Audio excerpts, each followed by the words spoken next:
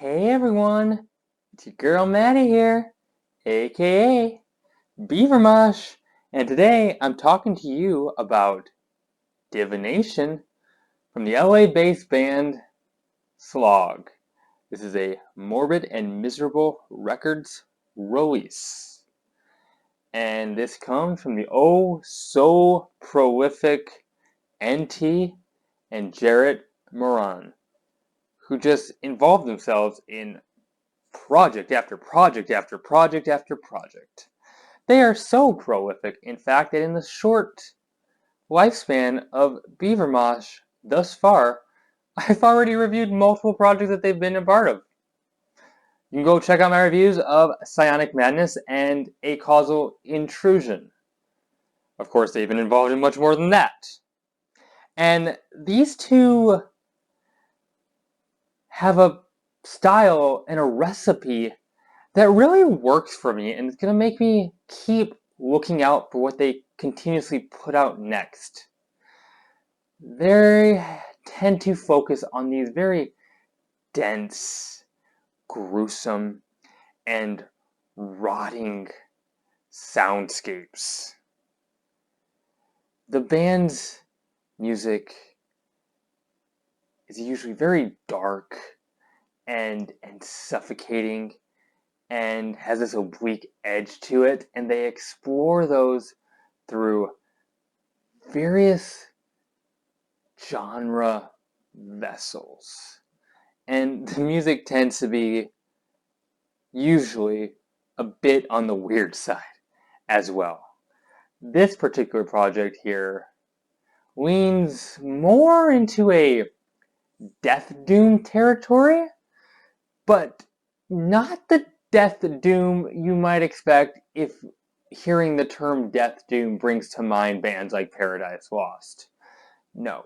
This album is slow and leans heavily, and I mean heavily, into the death. This thing is crushing, it's suffocating, and it's terrifying. And within this nightmare, this slow nightmare that this album is, still the band finds a way to be very musical and inject a lot of fine detail within. Illuminated Expansion patiently comes in with this airy hiss and these creepy sort of stalking guitars. The band will at times speed things up with these very chunky and pounding grooves. One in particular is kind of met with this rather abstract and angular and disorienting leads. Some of the in-betweens, the silent gaps here, are just as potent. They will have you holding your breath and anticipating that next crushing strum from the band. You get these deep, guttural, possessed howls from the vocals, and the drums are mixed in a very interesting way, more back in the recording, and in that way helps create this very hollow and sort of cavernous feel. Synthesis Sequencer starts off much faster than the last cut, with these enraged and corrupted blasts from the drums. The vocalist lets out these possessed, almost barking vocals. The atmosphere is genuinely really sparse, but also allows for a great sense of dreadfulness. I'm always peeking around to see what's coming around the corner. And we also got to talk about the low end here, because the bass is present. It's heavy, it's muddy, It's felt and it's determined to bury you underneath it. You get so much dissonance on creeping flora. These atonal chords just ring out and make me feel so claustrophobic and unsettled. And somehow that is the perfect backdrop for a rockin' shredding guitar solo. Also, what the drums do here is very dramatized. You go from these very pronounced smashes, these don'ts, don'ts, don'ts, into these exaggeratedly soft, quiet cymbal hits. The way Thurgy Equinox starts off with these long, sustained growls and these swelling synths and these deep, monstrous riffs, it's absolutely menacing. And the band also utilizes subtly but effectively this noise, these subtle flutters and buzzes and hums. It's used strategically to create this anxiety inducing effect for you. The mood the band conjures on Labyrinth Amulet is absolutely insane. Props to the band for making something so terrifying with so little. On this track, you also get these really cool interlocking dual guitars that create these mazes that are really interesting as a listener to try to unwind as you put this in your headphones. The band does lean a bit more on bequested endowment into some of the more melancholic sides of Death Doom ever so slightly, with these weeping, slowly picked guitars that give it a lot of emotional pull. But also later on in the track, you get these very cool, harsh, bouncing, kind of jagged grooves. It's a cool little detour on the record.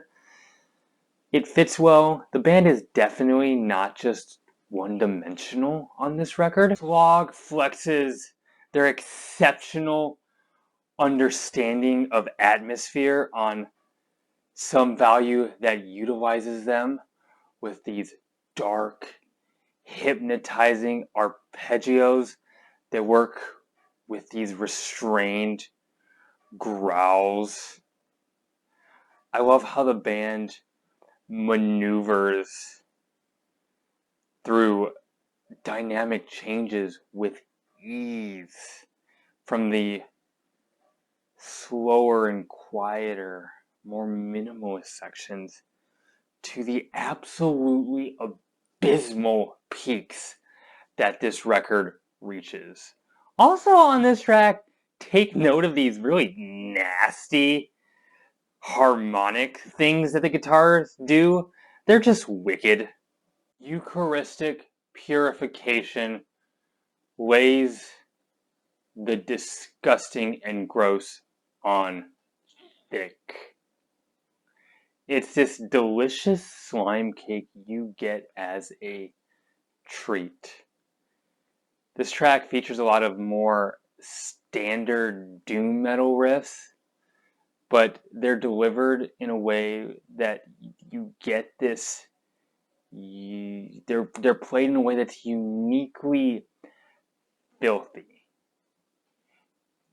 And at the end, you get this fantastic solo that allows the band to give the album a kind of this grand closure and finale.